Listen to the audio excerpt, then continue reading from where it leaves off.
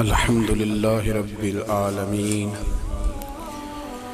والعاقبة للمتقين والصلاة والسلام على سيد الأنبياء والمرسلين وعلى آله وأصحابه أجمعين. أما بعد، أعوذ بالله من الشيطان الرجيم. بسم الله الرحمن الرحيم. يا أيها الناس اعبدوا ربكم الذي خلقكم والذين من قبلكم لعلكم تتقون. آمنت بالله صدق مولانا العظيم وصدق رسولنا بلاغ المبين ونحن على ذلك لمن الشاهدين والشاكرين والحمد لله رب العالمين.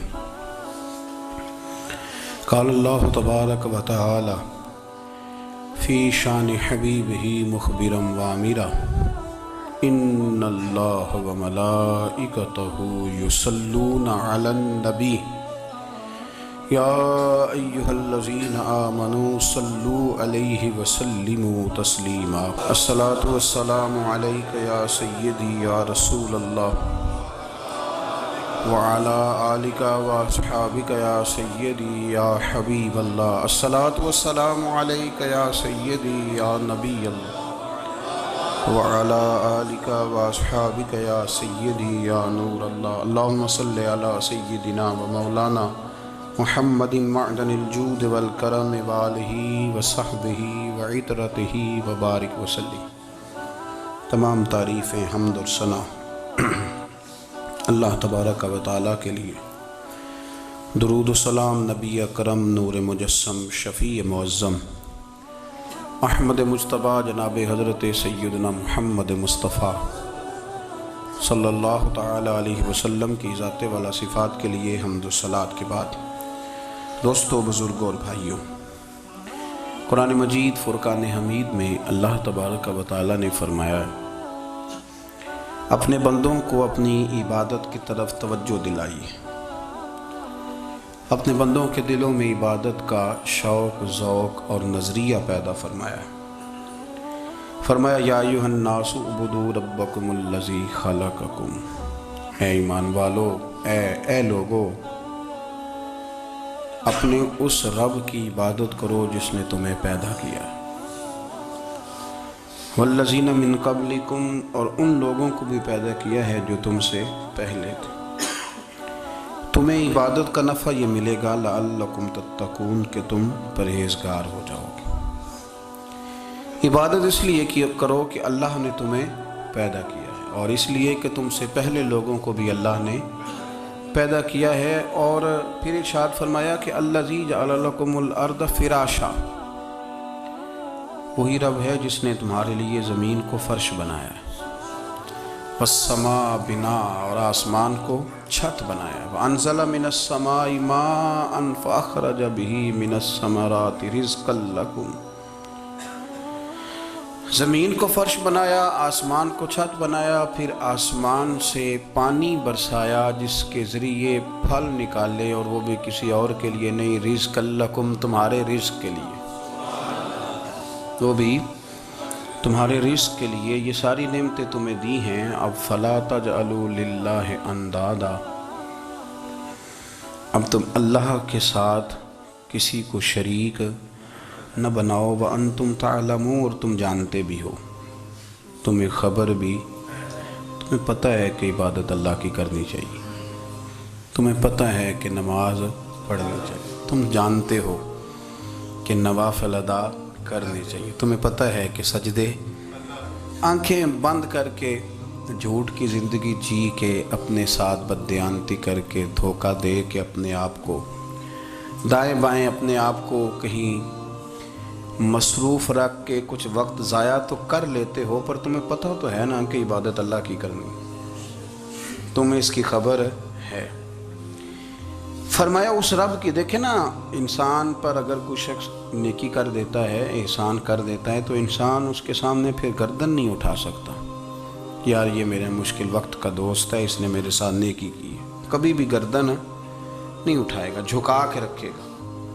تو اگر عام کوئی نیکی کر دے تو اس کے سامنے انسان کبھی گردن نہیں اٹھاتا، تو جو رب ساری نعمتیں عطا فرمائے، جو کہے کہ تیری تخلیق میں نے کی، تجھ سے پہلوں کو بھی پیدا میں نے کیا، تیرے لیے زمین کا بچھونا بھی میں نے بچھایا، آسمان کی چھت بھی میں نے لگائی، تیرے لیے زمین سے ساری اناج کو، پھل کو، کھیتیوں کو نکالا بھی تیرے لیے، اب تو اس طرح کر کہ تو میری عبادت کر، تو میری بارگاہ میں جھک جا۔ بہت سارے نشے لوگوں کو لگے ہوئے ہوتے ہیں، ہر آدمی کوئی نہ کوئی نشہ کرتا ہے، کوئی دولت کا کرتا ہے، کوئی شہرت کا کرتا ہے، کوئی اپنی تعریف کا نشہ کرتا ہے، دو چار لوگوں سے تعریف سن کے مطمئن ہو جاتا ہے۔ ناراض تو نہیں ہو گیا اس جملے سے؟ آپ کرتے ہیں لوگ دولت کا نشہ بھی، یہ جب نقصان ہوتا ہے تو بندے بیمار نہیں ہو جاتے، پیسے ڈوب جاتے ہیں تو لوگ بیمار نہیں ہو جاتے، تو اس کا مطلب یہ ہوتا ہے کہ نشہ ٹوٹ گیا ہے۔ اب بہک ہوئے ہیں نا تھوڑے سے تو کانپتے ہیں، تڑپتے ہیں، پریشان۔ نشہ ہی اسی طرح ہی کرتا ہے نا، نہیں ملتا تو پریشان ہوتا ہے۔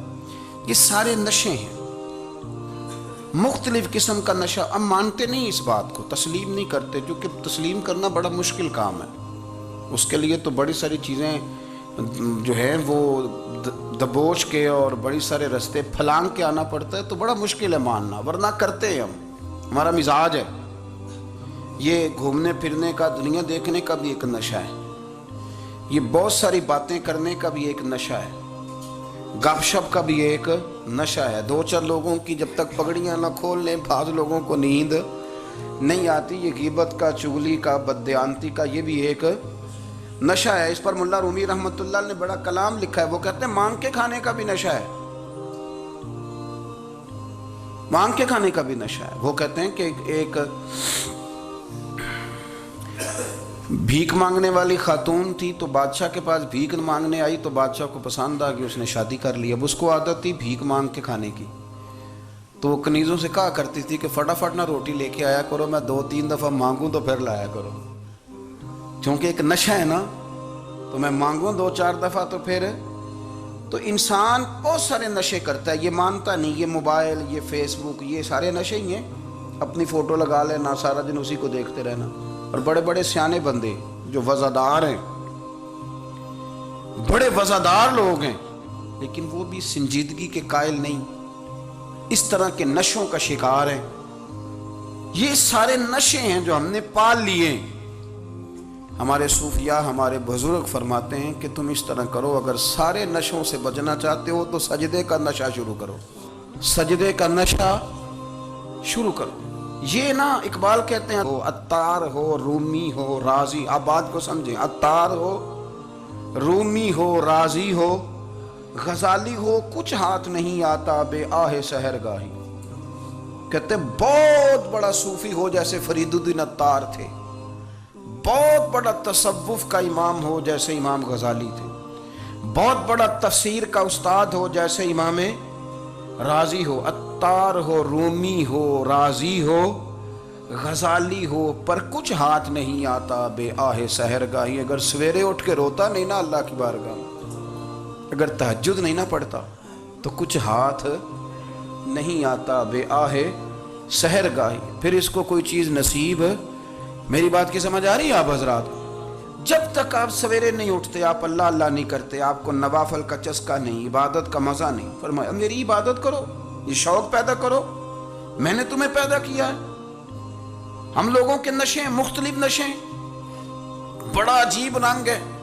محفل کی صدارت کرنے والے بڑے پیر صاحب، بڑے القابات، بیچ میں سے بندہ تلاش کرنے سے بھی نہیں مل رہا، اتنے بڑے لقب ہیں اس کے، لیکن وہ سج سنور کے 2.5 گھنٹے بیٹھا رہا محفل میں، اور نماز کا وقت آیا تو اس نے مختصر سی پڑھی، وہ نکل گیا، ہلکے سے سجدے کیے۔ اتنا بڑا عشق رسول، نعت خواں، ہو کیا بات ہے، اور عشق رسول کا بہت بڑا پیغامبر، بہت بڑا مبلغ، اور بیچارہ سمجھ ہی نہیں سکا کہ اللہ کے رسول نے فرمایا تو نماز پڑھ میری آنکھیں ٹھنڈی ہو جائیں گی۔ تو یہ نشے کے عادی تو ہیں، پر حقیقت کے قائل نہیں ہیں۔ یہ بس ٹھیک ہے، خوابوں کی دنیا میں لوگ زندہ ہیں، پر جن کو یہ جو نشہ تھا نا عبادت کا، یہ میرے رسول پاک کی چاہت ہے، یہ میرے نبی کریم علیہ السلام کی، آپ دیکھیں نا حضور مہینوں مہینوں جا کے غار حرا میں بیٹھتے، کیا وہاں تبلیغ کرتے تھے؟ کوئی کتاب لکھتے تھے؟ رسول کریم علیہ السلام مہینہ مہینہ رہتے غار حرا میں، کوئی نہ مجھے دیکھے، کوئی نہ مجھے ملے، حضور یہاں کیا ہے؟ فرمایا میں اپنے رب کی عبادت کروں گا۔ نبی کریم علیہ السلام نے سجدوں کے ساتھ پتھروں اور پہاڑوں کو آباد کر دیا، سجدوں کے ساتھ۔ آپ کا سجدہ آپ کو بہت ساری چیزوں سے چھڑا لیتا ہے، یہ بہت ساری جگہوں سے جھکنے سے بچا لیتا ہے۔ صوفیاء اولیاء یہ کیا کرتے تھے؟ یہ سجدے کا ذوق ہی تو پیدا کرتے تھے، سجدے کا ذوق۔ شاہ عبدالعزیز دباغ رحمۃ اللہ تعالی علیہ اپنے مریدوں سے فرمایا کرتے تھے کہ اگر تم پکے نمازی بن جاؤ نا، تہجد گزار ہو جاؤ، تو میرے پاس آنا جانا چھوڑ دینا۔ عرض کی حضور کیوں؟ فرمایا میں تمہارے اور رب رسول کے راستے میں رکاوٹ نہیں بننا چاہتا، اب میرا مقصود ہے تمہیں وہاں تک پہنچانا، جب پہنچ گئے تو پھر میری ضرورت ختم ہو گئی۔ ہاں کبھی وسوسہ آئے، شک پیدا ہو، تکلیف ہو تو آنا، ورنہ میں نہیں چاہتا کہ میں رکاوٹ بنا رہوں۔ تم اللہ اللہ کرو، اس مالک کو راضی کرو۔ میرے رسول پاک علیہ وسلم نے فرمایا بندہ اللہ کے سب سے قریب اس وقت ہوتا ہے جب وہ سجدے کی حالت میں ہوتا ہے۔ کس کے قریب ہوتا ہے؟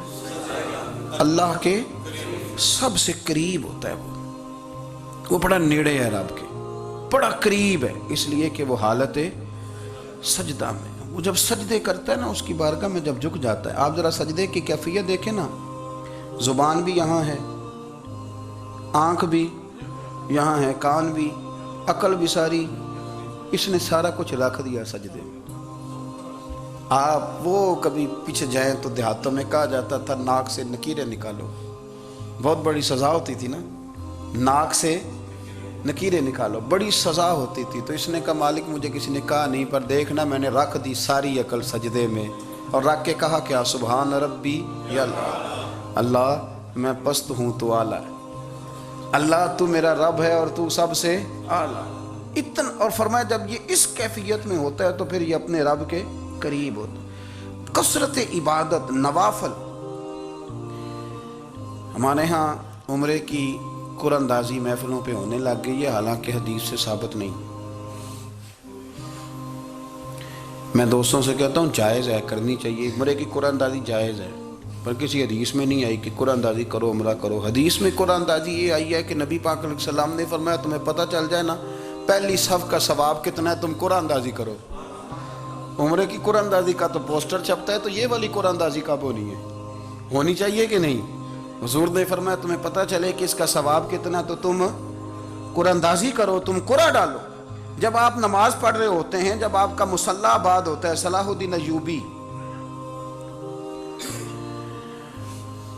ایک بزرگ سے ملاقات ہو گئی، بیت المقدس پر قبضہ تھا عیسائیوں کا، تو صلاح الدین بڑے پریشان تھے۔ بابا جی کہنے لگے پتر کیا ہوا؟ کہنے لگے حضور پتہ چلا ہے دشمن کے 2 بحری بیڑے اسلحہ لے کے آ رہے ہیں، مسلمان پہلے ہی کمزور ہیں، اور اب اگر 2 بحری بیڑے اور آ گئے تو حضور مسئلہ بن جائے گا۔ تو میں پریشان ہوں کہ کس طرح یہ کم مسئلے والی ہماری فوج ہے کیسے مقابلہ کرے گی۔ تو بابا جی کہنے لگے پتر اس طرح کرنا، آج رات تو بھی دعا کرنا اور میں بھی کروں گا، تو بھی دعا کرنا، آپ ناراض نہ ہونا، ہم تو پیروں والے ہیں، ہم تو پیروں کے نوکر غلام ہیں، ہمارا تو گزارا ہی نہیں، ہمیں تو ملتا ہے سارا کچھ وہاں سے۔ پر میرا سوال یہ ہے کہ تعویذ لینے جاتے ہو نفل کیوں نہیں پڑھتے؟ رات اللہ اللہ کیوں نہیں کرتے؟ یہ بھی تو ہمارے بزرگوں کا ہی طریقہ ہے، انہوں نے تو ہمیں سکھایا ہے۔ صلاح الدین ایوبی سے بزرگوں نے کہا کہ رات آج نا اللہ اللہ کرنا، تو میں تیرے لیے دعا کروں گا، تو بھی دعا کرنا۔ تو بندہ جب دکھی ہوتا ہے تو سجدہ کرتا ہے، تو پھر ہی تو مصلی بھیگ جاتا ہے، پھر ہی تو مزہ آتا ہے۔ سکھی بندہ تو کعبے جا کے نہیں روتا، دکھی تھے، تکلیف تھی، تو سر رکھا سجدے میں تو تڑپ گئے۔ اور وہ بابا جی کہتے ہیں میں مسجد آیا تو صلاح الدین چیخیں مار کے رو رہا تھا اور کہہ رہا تھا مالک میں کوئی اپنی شان کے لیے تو نہیں نہ لڑ رہا، اللہ کو میں کوئی قبضوں کے لیے تو نہیں لڑ رہا، مالک تیرے لیے لڑ رہا ہوں، مجھے بے آبرو نہ کرنا، میری مدد فرمانا۔ کہتے ہیں میں آیا تھا کہ مسجد میں دعا کروں گا، پر صلاح الدین ایوبی کو روتے دیکھا تو میں لوٹ گیا۔ تو سویرے صلاح الدین ملے تو بڑے خوش تھے۔ میں نے کہا پتر کیا ہوا؟ کہنے لگے حضور وہ بحری بیڑے دو آ رہے تھے نا اسلحہ لے کے، دونوں ڈوب گئے پانی میں ڈوب گئے۔ تو بابا جی کہنے لگے صلاح الدین وہ پانی میں نہیں ڈوبے، وہ تیرے آنسوؤں میں ڈوب گئے، وہ غرق ہو گئے۔ وہ جو تو نے مسلح بات کیا تو وہ تیرے آنسوؤں میں ڈوب گئے، وہ غرق ہو گئے، وہ تباہ اتنے قیمتی تھے تیرے آنسو کے بہا لے گئے دشمن کے بحری بیڑوں کو۔ میرے بھائی ٹھیک ہو گیا جی، میرے عزیز سمجھ لیں اس بات کو ہمیشہ کے لیے، اور اس پر غور کر لیں اچھے طریقے سے کہ میرے رسول کریم سید عالم صلی اللہ علیہ وسلم نے نا ہماری توجہ دلائی، حضور نے ہمیں بتلایا، ہمارا ذوق بڑھایا عبادت کی طرف۔ ایک صحابی تھے حضرت ابو فاطمہ رضی اللہ تعالیٰ عنہ، یہ ترمذی شریف کی حدیث ہے۔ نبی پاک علیہ السلام نے فرمایا ابو فاطمہ قیامت کے دن مجھ سے جلدی ملنا چاہتے ہو کہ دیر کے ساتھ؟ تو کہنے لگے حضور کون ہوگا جو دیر سے ملنا چاہے گا؟ ہم نے تو جان دے دی وعدہ دیدار پر۔ اعلیٰ حضرت فرماتے ہیں جان دے دی وعدہ اور نقد اپنا دام ہو ہی جائے گا۔ مجھے لگتا ہے کہ یہ سودا نقد و نقد ہو جانا ہے، چونکہ ہم نے جان دے دی وعدہ دیدار پر۔ آپ نے وعدہ کیا تھا کہ مریں گے تو پھر زیارت ہوگی، تو مر گئے ہم زیارت کی خاطر۔ جان دے دی وعدہ دیدار پر تو نقد اپنا دام ہو ہی جائے گا۔ اے رضا ہر کام کا ایک وقت ہے، دل کو بھی آرام ہو ہی جائے گا۔ تو حضرت ابو فاطمہ رضی اللہ تعالیٰ عنہ سے نبی پاک صلی اللہ علیہ وسلم نے فرمایا جلدی ملنا چاہتے ہو کہ دیر سے؟ عرض کی حضور فٹافٹ ملنا ہے، میں نے قیامت کے دن آپ سے جلدی ملنا ہے۔ تو نبی پاک علیہ السلام نے فرمایا پھر اس طرح کرنا، دنیا میں رہ کے سجدے زیادہ کرنا، پھر سجدے زیادہ کرنا، قیامت میں ملاقات جلدی ہو جائے گی، قرب ملے گا تمہیں۔ اپنے بچوں کے اندر دیکھیں نا، ہم شوق پیدا کرتے ہیں، ہمیں صحیح لفظ نہیں بولنے آتے پر ہم بچوں میں شوق پیدا کرتے ہیں کہ پتر ڈاکٹر بن جائے گا تو بڑا نفع کرے گا، تو لوگوں کی خدمت کرے گا، ملک و ملت کی خدمت کرے گا، تیرے ابا کا نام روشن ہوگا، تیرے دادا کی تعریفیں ہوں گی۔ ہم یہ ذوق پیدا کرتے ہیں، ہم اپنے نوجوانوں کے اندر یہ فکر پیدا کرتے ہیں، انہیں ہم سمجھاتے ہیں کہ میاں جب تم پڑھو گے محنت کرو گے تو فلاں آدمی کی طرح تمہارا نام ہوگا۔ یہ جتنا ذوق ہم بچوں کے اندر ان چیزوں کا پیدا کرتے، ہمیں حکم ہے کسی طرح ہم ذوق پیدا کریں کہ پتر نماز پڑھے گا تو اللہ راضی ہو جائے گا، تو سجدہ کرے گا۔ دیکھیں نا میرے رسول کریم علیہ السلام نے فرمایا 7 سال کے بچے کو مسجد لے کے جاؤ، یعنی اسے شوق دلاؤ، اس کے اندر یہ خاصیت پیدا کرو کہ اس کا دل کرے مسجد میں جانے کا، اس کے اندر یہ خصوصیات لاؤ کہ وہ ہمارے ہاں نا ہر چیز کو پرموٹ کیا جا رہا ہے، ہر چیز کو، یعنی سر سنگیت سکھانے کے لیے اکیڈمیاں بن گئی ہیں، ہر شے پرموٹ ہو رہی ہے، عبادت کا جذبہ کم ہوتا جا رہا ہے، اللہ کا ذوق ہمارے اندر نہیں رہا۔ اور اتنا مشکل ہم نے اپنے لیے بنا لیا ہے کہ وہ بندہ جو بڑی زبردست مذہبی گفتگو کر رہا تھا اور تگڑی بات کر رہا تھا، کیا بات ہے، لیکن نماز کے بارے میں کمزوری دکھا جاتا ہے، نوافل کے بارے میں وہ چپکے سے نکل جاتا ہے۔ امام احمد بن حنبل رحمۃ اللہ تعالی علیہ، مسند امام احمد بن حنبل 14 جلدوں میں ہے مارکیٹ میں، اور مجھے تو خیر پسند ہی بڑی ہے، میں نے تو کئی دفعہ پڑھی ہے، اور کیا بات ہے امام احمد بن حنبل کی، کیسے تگڑے قسم کے محدث تھے اور اللہ نے کتنا انہیں اعزاز عطا فرمایا ہوا تھا۔ یہ کوڑے بھی کھاتے تھے دین کی خاطر، سارا کرتا لہو سے بھر بھی جایا کرتا تھا، بڑا اعزاز والا شخص تھے، بڑے اعزاز والے، حدیثیں جمع کرنا، حدیثیں لکھنا، حدیث پڑھانا، سارا دن رہتے تھے، کہہ سکتے تھے کہ میں کر تو رہا ہوں کام، اور حدیث بھی موجود ہے کہ عالم عابد سے افضل ہوتا ہے، پر اس کے باوجود امام احمد بن حنبل رحمۃ اللہ علیہ 300 نفل فرض نمازوں کے علاوہ پڑھا کرتے تھے، 300 نوافل روز پڑھا کرتے تھے۔ ان کے بیٹے نے کہا ابا جی مکان خریدنا ہے تو وہ جگہ کہاں کر کے لوں، بہت ساری آبادیاں، تو فرمایا پتر وہاں لینا جہاں مسجد قریب ہو۔ میرے رسول کریم سید عالم صلی اللہ علیہ وسلم اتنا پسند کرتے مسجد کو، اتنا پسند کرتے نماز کو کہ رسول کریم صلی اللہ علیہ وسلم تہجد کی نماز بھی پڑھتے، پھر حضور فجر کی نماز بھی پڑھتے، نبی پاک وتر کو الگ کر کے پڑھتے، عشاء کے ساتھ نہیں پڑھتے۔ یہ تو ہم اس لیے اجازت دی ہمارے بزرگوں نے کہ بعد میں اٹھے گا کون علیحدہ وطر پڑھنے کے لیے، عشاء کے ساتھ پڑھ لیں، وطر پڑھتے، تہجد پڑھتے، فجر پڑھتے، اشراق پڑھتے، چاشت پڑھتے، پھر مغرب کی نماز کے بعد 6 رکعت اوابین پڑھتے، پھر رات کو صلاۃ اللیل پڑھتے۔ سیدہ عائشہ صدیقہ کہتی ہیں زمانہ سو جاتا اور میرے رسول مصلی بچھا کے کھڑے ہو جاتے، او یار کھیتی باڑی کر کے نہیں، محنت مزدوری کر کے نہیں۔ جناب عائشہ کہتی ہیں میں یہ بھی دیکھتی کہ حضور ایک آیت شروع کرتے تو ساری رات اسی کو پڑھتے، اور میری نظر جاتی تو قدم مبارک پہ ورم آ جاتا۔ یار نماز پڑھ پڑھ کے، اتنی مشقت کر کے، اتنی جد و جہد کر کے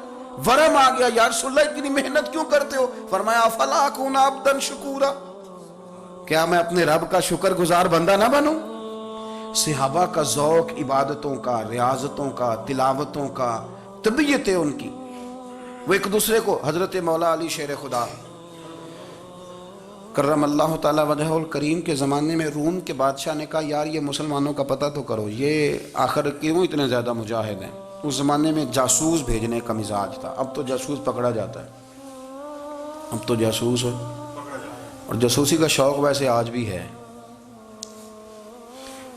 عرض کروں تھوڑی سی بات اس عنوان سے، پتہ کیا ہمارا مسئلہ ہے؟ ہم جہاں جاتے ہیں نا وہاں تھوڑی خوشبو سونگنے کی کوشش کرتے ہیں، وہ کیا ہے تو یہ کیا ہے تو ادھر کیا ہے تو تھوڑا سا ادھر کیا ہے۔ میرے رسول پاک پڑھیے درود شریف، سارے پڑھیے ذرا زور سے، صلی اللہ تعالی۔ نبی پاک علیہ السلام نے فرمایا جاسوسی نہ کرنا ورنہ تم بندوں کو خراب کر دو گے، اور فرمایا اس طرح نہ ہو کہ تم کسی کے اب کھول نہ نکلو تو تمہارے پہلے کھول جائیں۔ یہ جو ذوق ہے نا یہ ختم کریں، چھوڑیں، مطلب آپ کس چکر میں پڑے ہوئے ہیں، اتنی زیادہ توجہ کرنے کی کیا ضرورت ہے؟ اپنے کام سے کام رکھیں، اس میں بندہ تھوڑا سا نا آسان رہتا ہے۔ یہ جو بہت زیادہ ٹٹولنے والے لوگ ہوتے ہیں نا وہ بیچارے پھر عمر ٹٹولتے ہی گزار دیتے ہیں، اس لیے کہ مزاج ہی بہت پکا ہے، بوری کا منہ کھول کے اندر تک ہاتھ ڈالنا، تو پھر کئی دفعہ سامنے سے بچھو بھی لڑ جاتا ہے، خرابی ہوتی ہے۔ تو جاسوسی کی جاتی تھی، اس نے بھی جاسوس بھیجے، کیونکہ قبیلوں کے لوگ تھے، کچھ مسلم کچھ کافر، پہچانے نہیں جاتے تھے لوگ، تو کچھ لوگ اس نے بھیجے، انہوں نے آ کے نا تحقیق کی، ریسرچ کری کہ آخر ماجرا کیا ہے، تو واپس جا کے انہوں نے رپورٹ دی نا روم کے بادشاہ کو۔ اس رپورٹ کا ایک جملہ بڑا شاندار ہے، وہ کہنے لگا بادشاہ ہمیں مسلمانوں کی کوئی سمجھ نہیں آئی، ہمیں کوئی سمجھ نہیں آئی۔ انہوں نے کہا کیوں نہیں سمجھ آئی؟ کہنے لگے یار عجیب بندے ہیں، جب رات مصلی پہ بیٹھتے ہیں تو یوں لگتا ہے ان کا دنیا سے رشتہ ہی کوئی نہیں، کوئی کسی کو نہیں جانتا، کوئی اپنے دکھ سنا کے رو رہا ہے، کوئی اپنی بات کر کے رو رہا ہے، لگتا ہے کہ ان کا کوئی رشتہ ہے ہی نہیں جب مصلی پہ بیٹھتے ہیں۔ اور فرمایا جب سویرے یہ جہاد کرنے نکلتے ہیں تو لگتا ہے ان سے زیادہ دلیر ہی کوئی نہیں۔ حالانکہ جو مصلوں پہ رونے دھونے کے لوگ ہوتے ہیں وہ کئی دفعہ جہاد میں کام نہیں کرتے، لیکن عجیب لوگ ہیں کہ رات کے راہب ہیں، دن کے مجاہد ہیں، کوئی سمجھ نہیں آتی۔ میرے عزیز ان لوگوں نے مصلی آباد کر کے رکھا، تلاوتیں ان کا ذوق رہی، منظر روز پڑھنا، اسباق پڑھنا، وظائف پڑھنا، یہ ان کا ذوق رہا۔ اعلیٰ حضرت بریلوی رحمت اللہ نے 1000 کتاب لکھی ہے، لیکن الوظیفۃ الکریمہ کے نام سے جو وہ صبح و شام وظائف پڑھتے تھے وہ الگ انہوں نے ان کو بیان کیا، پابندی کے ساتھ اپنی اللہ اللہ کرتے تھے۔ شیخ شہاب الدین سہروردی رحمت اللہ علیہ، اس پر ایک بندے نے اعتراض کیا، اس نے کہا جی آپ کس قسم کے صوفی ہیں، مرید بیٹھے ہیں اور آپ وہاں نفل پڑھ رہے ہیں؟ یہ بھی بڑا مسئلہ ہوتا ہے نا، جو بندہ ملنے آتا ہے وہ اپنے ٹائم کے حساب سے آتا ہے، اور پھر اس کا یہ بھی خیال ہوتا ہے کہ پیر صاحب جو ہیں وہ چونکہ درویش ہیں تو نہ انہیں روٹی کھانی چاہیے نہ سونا چاہیے، چونکہ وہ درویش ہیں، اور ہم چونکہ درویشوں کے ماننے والے ہیں لہذا ہمارا یہ طریقہ ہونا چاہیے کہ جیسے ہم کہیں درویش ویسے ہی کر جائے۔ حالانکہ جس کو آپ درویش کہیں گے آپ اس کی مانیں گے، آپ منوائیں گے نہیں، ہمارا مزاج ہوتا ہے۔ شیخ شہاب الدین پر لوگوں نے اعتراض کی، حضور لوگ ملنے آئے ہیں، زیارت کرنے آئے ہیں، یہ بندے دعا کرانے آئے ہیں، اللہ اللہ کرانے آئے ہیں، اور آپ نفل پڑھ رہے ہیں، کیا جملہ ہے، کیا حسن ہے، کیا خوبصورتی ہے۔ فرمانے لگے رب رسول سے مانگنے کے لیے مصلی بچھایا ہے، اگر وہاں سے مانگوں گا نہیں تو تمہیں دوں گا کیا؟ پہلے مجھے کچھ لے تو لینے دو، اگر میرے پلے کچھ ہے ہوگی تو آگے دوں گا نا، تو میں مانگنے گیا تھا کہ یا اللہ دے تیرے بندے لینے آئے، دے تو میں کچھ لوں گا تو آگے دوں گا نا۔ لیکن ہمارا یہ سٹیٹس، یہ مزاج، یہ شعور نہیں ہے۔ گپیں، کہانیاں، داستانیں، گفتگو، خطابت، واز، کیا بات، لیکن اگر کچھ کرنے کا کام ہو تو وہ نہیں ہم سے ہوتا۔ میرے نبی کریم علیہ الصلوۃ والسلام نے مصلی سے دل لگانے کا درس دیا، حضور نے توجہ دلائی۔ صحابہ اس ذوق کے حامل لوگ تھے، وہ کوشش کرتے تھے۔ جناب صدیق اکبر رضی اللہ تعالیٰ عنہ کا عبادت کا مزاج ہمیشہ قائم رہا۔ حضرت عمر فاروق ساری رات اللہ کے حضور کھڑے رہے۔ حضرت عثمان غنی رضی اللہ تعالیٰ عنہ عشاء کی نماز پڑھ کے 2 رکعتوں کی نیت باندھتے تھے، 15 سپارے پہلی رکعت میں پڑھ دیتے تھے اور 15 سپارے قرآن مجید کے دوسری رکعت میں پڑھ دیتے۔ آپ نے نا حضرت عمر فاروق کے وصال کے بعد ان کی ایک بیوہ سے نکاح کیا، حضرت عثمان غنی نے نکاح کیا۔ وہ خاتون آپ کے نکاح میں آئیں تو عرض کرنے لگی، امیر المومنین میرے لیے اعزاز تو بہت ہے کہ میں امیر المومنین کی بیوہ تھی تو امیر المومنین کی منکوحہ ہو گئی ہوں، لیکن حضور نہ تو میں جوان ہوں کہ میرے اندر رغبت ہوتی اور نہ میں اب اس قابل ہوں کہ کوئی خدمت کر سکوں، میرے ساتھ نکاح کی وجہ کیا بنی؟ تو عثمان غنی رو پڑے، فرمانے لگے میں نے عمر فاروق کو مسجد میں اپنے رب سے ڈرتے ہوئے دیکھا ہے، میں نے اسے روتے ہوئے دیکھا ہے، عدل کرتے دیکھا ہے، انصاف کرتے دیکھا ہے، امت کی خیر خواہی کرتے دیکھا۔ تمہارے ساتھ نکاح اس لیے کیا ہے کہ تم مجھے یہ بتاؤ کہ عمر فاروق گھر کے اندر اپنے رب کو کیسے راضی کرتے تھے، گھر کے اندر کیسے راضی کرتے تھے، وہ طریقے بتلاؤ، تم بتاتی جانا اور میں بھی اسی طرح گھر میں عبادت کروں۔ میرے رسول کریم علیہ الصلوۃ والسلام نے ارشاد فرمایا، حضور فرمانے لگے جس گھر میں اللہ کا ذکر ہوتا ہے وہ گھر زندوں کا ہے، اور جس گھر میں رب کریم کا ذکر نہیں ہوتا وہ گھر زندوں کا نہیں ہے۔ گھر نہ ہم نہ کتابوں میں پڑھتے ہیں کہ ایک بزرگ کہتے ہیں، حضرت فضیل بن عیاض کہتے ہیں کہ میں ایک گلی سے گزر رہا تھا تو گھر کے اندر کسی قاری صاحب نے قرآن کی آیت پڑھ دی، ولی من خاف مقام ربہ جنتان، میں تے میرے کانوں سے ٹکرائی تو اللہ نے میری کایا ہی پلٹ دی، میں توبہ کر گیا۔ اب گھر کے اندر سے آواز آئے تو صحیح نہ تلاوت کی، اور اندر سے آواز آتی نہیں، یا ڈیک بجنے کی آواز آتی ہے، یا ٹی وی چلنے کی آواز آتی ہے، یا دھوم مچانے کی آواز آتی ہے۔ عبادت کا وہ جو خاص شوق تھا، وہ جو حسن تھا، وہ جو توانائی تھی، وہ جو بات تھی۔ ایک جگہ پہ ہم بیٹھے تھے تو وہاں ایک صاحب آئے اور انہوں نے آتے ہی کہا کہ مہربانی کریں ذرا مجھے مصلی دے دیں، میرے نہ کچھ نفل رہ گئے، تو میں نے وضو کر لیا تو کوئی مصلی مل جائے۔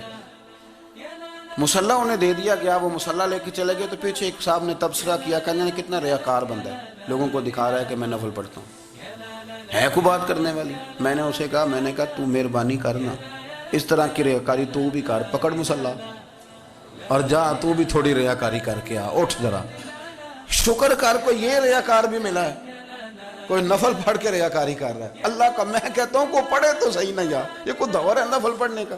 اس میں تو لوگوں کا مزاج ہی نہیں، طبیعت ہی نہیں۔ میں نے کہا چل مہربانی کر یہ لے مصلی اور تو بھی جا تھوڑی سی، یا کر یا ریاکاری کرو تو صحیح نا، مزاج ہی نہیں، ذوق۔ جمعے کی نماز پڑھ کے یوں دنیا بھاگتی ہے، او ہو پتہ نہیں کون سی پیچھے آگ تھی جو بجھائی جائے گی، اور آج تک لوگ مسئلہ پوچھ رہے ہیں کہ جمعے کی بعد والی سنتیں کتنی ہوتی ہیں۔ میں نے کہا کتنے سال ہو گئے جمعہ پڑھتے، کتنے سال ہو گئے، ابھی تک سنتوں کا نہیں پتہ، ابھی تک نہیں علم کے پہلے کتنی رکھتے ہیں اور بعد میں کتنی رکھتے ہیں۔ فجر کی سنتیں کب پڑھنی چاہیے، سنو فجر کی سنتوں کے بارے میں۔ میرے رسول کریم سید عالم صلی اللہ تعالیٰ علیہ وسلم سے ایک صحابی نے پوچھا تھا، حضور میری فجر کی سنتیں رہ گئیں یا رہ جاتی ہیں تو حکم کیا ہے؟ کیا انداز ہے حضور کا، بخاری مسلم کے لفظ سنو۔ حضور سید عالم صلی اللہ علیہ وسلم فرمانے لگے، اس نے کیا پوچھا تھا، حضور جواب کیا دیتے؟ فرمایا فجر کی سنتیں کبھی نہ چھوڑنا، فجر کی پہلی 2 سنتیں کبھی نہ چھوڑنا۔ یا رسول اللہ صلی اللہ تعالیٰ علیہ وسلم میری رہ گئی ہیں، رہ جاتی ہیں۔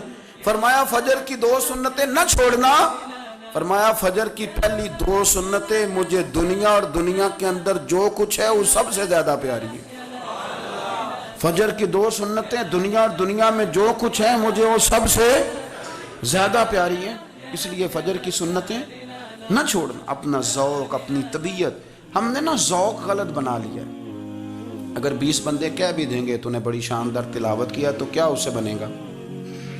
100 بندہ کہہ بھی دے تیری کیا بات ہے، کیا بات ہے نعت خاں کی، کیا بات ہے علامہ صاحب کی، پیر صاحب کی، پیر مہر علی شاہ صاحب رحمت اللہ علیہ، آپ تشریف فرماتے تو آپ کے ایک ہی بیٹے بابو جی جن کو کہا جاتا ہے،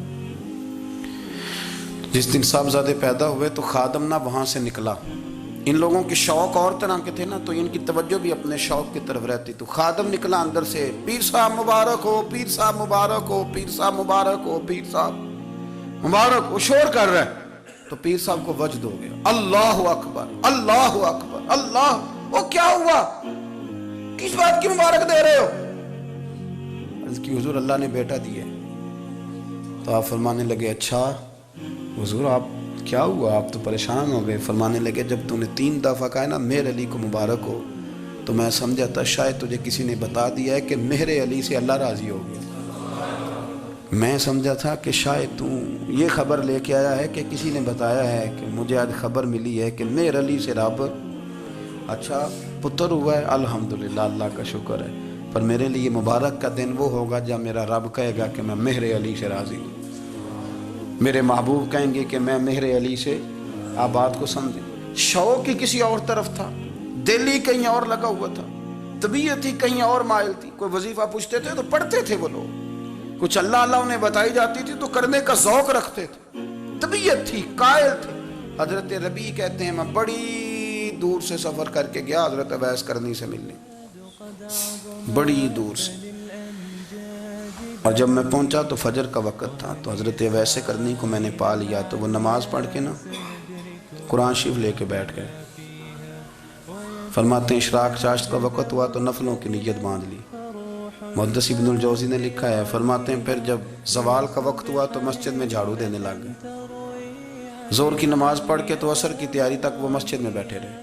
اور میرے نبی پاک علیہ السلام نے فرمایا جو نماز کے انتظار میں بیٹھا ہو وہ نماز ہی میں ہے، وہ نماز ہی میں ہے. فرمایا میری دنیا میری امت کی جو رہبانیت ہے نا وہ اتنی ہے کہ نماز کا انتظار کرے. اذان کے بعد نماز کا یہ راہب ہے، یہ اس وقت چھوڑ کے بیٹھے ہیں سارا کچھ. فرماتے ہیں عصر تک انہوں نے اللہ اللہ کی، پھر مغرب تک کی. عشاء کی نماز ہوئی تو نماز پڑھی تو وہ تھک گئے. اب مجھے وہ فارغ ہوں مصلی چھوڑے تو میں ملاقات کروں نا. یہ آپ حیران نہ ہو کہ اتنی دیر بندہ کیسے اللہ اللہ کر. ہم نے کی نہیں نا اس لیے ہم پریشان ہیں. جو عادی ہوتے ہیں وہ کر بھی لیتے ہیں. وہ یہ کام میری بات کی سمجھ آ رہی ہے؟ جب جاتے ہو کسی دفتر میں تو 8 گھنٹے کھڑے رہ لیتے ہو نا، مجبوری ہوتی ہے تو کھڑے رہا جا سکتا ہے. پاسپورٹ کے دفتر بولیے، امیگریشن کی لائنوں میں، اور میں نے تو امبیسیوں میں بندے 12 گھنٹے پہلے جا کے کھڑے دیکھے. رہ لیتے ہیں کھڑے. تو اگر ان کاموں کے لیے رہا جاتا ہے تو اللہ رسول کے لیے بھی کھڑے رہا جا سکتا ہے. تو فرمانے لگے کہ جب عشاء کی نماز کے بعد آخر انسان تھے، تھک گئے، نیند کا غلبہ ہوا تو تھوڑی ایسے آنکھ بند ہوئی تو کھلی تو رونے لگے. حضرت ویسے کرنی رو کے کہنے لگے مالک مجھے غافل تو نہ کر، ابھی میں نے کیا بھی کچھ نہیں، دن ختم ہو گیا، کوئی نفل نہیں، کوئی اللہ اللہ نہیں، اللہ مجھے غافل نہ کر، میری مدد فرما. فرماتے ہیں جب وہ روئے تو میرے ساتھ جو شخص تھا میں نے کہا اٹھو چلیں. کہنے لگا حضور ملنا نہیں. فرمایا جو میں لینے آیا تھا وہ مجھے مل گیا ہے، جو میں ان سے سیکھنے آیا تھا وہ مجھے نصیب ہو گیا. اب اور میں نے کیا لینا، ختم ہو گئی بات، اٹھو چلیں. اللہ کے بندوں نے حضرت ربیعہ بن کعب اسلمی رضی اللہ تعالیٰ عنہ فرماتے ہیں، کہتے ہیں جب بنو قریظہ اور بنو نذیر یہودیوں کے ساتھ حضور علیہ السلام نے جنگ کا اعلان فرمایا تو وہ دشمن ہو گئے. ہمیں خطرہ تھا کہ وہ رات کو کہیں محبوب کو تکلیف نہ دیں. تو کچھ لوگ نا تلواریں لے کے نبی پاک کے دروازے پہ پہرے داری کرتے تھے. گن مین رکھنا حرام نہیں، اگر کسی کو واقعی خطرہ ہو تو اس کے لیے سنت بھی ہے. حضرت علی المرتضیٰ تلوار لے کے حضور کے گھر کا پہرا دیتے تھے. حضرت ربیعہ بن کعب اسلمی رضی اللہ تعالیٰ عنہ فرماتے ہیں کہ رات میری ڈیوٹی تھی کہ میں حضور کے گھر کا پہرا دوں گا. تو فرماتے ہیں میں باہر سن رہا تھا، ساری رات ہی میرے نبی پاک نے اللہ کی تسبیح پڑھی، ساری رات، کبھی تسبیح، کبھی تحلیل، کبھی تحمید، کبھی تکبیر، ساری رات. فرماتے ہیں ساری رات حضور پڑھتے رہے اور ساری رات ہی میں سنتا رہا. مجھے اونگ آ گئی، میری آنکھ لگ گئی، حضور ابھی پڑھ رہے تھے، میں تھک کے سو گیا. اور فرماتے ہیں جب میری آنکھ دوبارہ سے کھلی تو میرے کانوں میں پھر کوئی چیز گونجی تو میں نے کان لگایا تو میرے حبیب ابھی بھی اللہ کو یاد کر رہے. ساری رات حضور رب کی عبادت کرتے. اسی لیے تو کہا یا ایھا المزمل قم اللیل الا قلیلا. حبیب ساری رات تو نہ جاگا کر، تھوڑا آرام بھی کر لیا کر. میرے بھائی اپنا مصلی، اپنی عبادات، اپنے وظائف اللہ اللہ جو آپ نے کسی سے سیکھی ہے اس کو کبھی کمزور نہ ہونے دیں۔ شجرہ شریف جو کسی بزرگ سے آپ لے لیتے ہیں تو کیا رسم ہے کوئی؟ اس پہ کچھ لکھا ہوتا ہے، وہ پڑھنے کے لیے دیا جاتا ہے، اس پہ لکھا ہوتا ہے کہ جی اللہ اللہ آپ نے کرنی ہے۔ ساری زندگی کسی اسکول میں داخل ہو گئے اور وہاں جا کے آپ نصاب ہی نہ پڑھیں، کتاب ہی نہ کھولیں تو پاس ہو جائیں گے؟ وہ کہتے ہیں میں 20 سال جاتا رہا ملا کچھ نہیں، تو آپ نے لیا کیا ہے؟ ایک اتنی سی کتاب تھی، اس کو تو کھول کے آپ دیکھ نہیں سکے، اس کے وظائف تک تو رسائی نہ ہوئی، اس لیے کہ اللہ اللہ کرنا مشکل ہے اور تصویر کھنچانا یہ آسان کام ہے۔ تو جو آسان ہے اس طرف ہماری توجہ لگی رہتی ہے اور جو مشکل ہے اس طرف ہم ذوق پیدا نہیں کرتے۔ یا ایھا الناس اعبدوا ربکم الذی خلقکم والذین من قبلکم لعلکم تتقون، اے لوگوں اس رب کی عبادت کرو جس نے تمہیں پیدا کیا اور تم سے پہلوں کو پیدا کیا، اس لیے عبادت کرو کہ تم پرہیزگار ہو جاؤ گے۔ مالک سمجھنے کی توفیق عطا فرمائے۔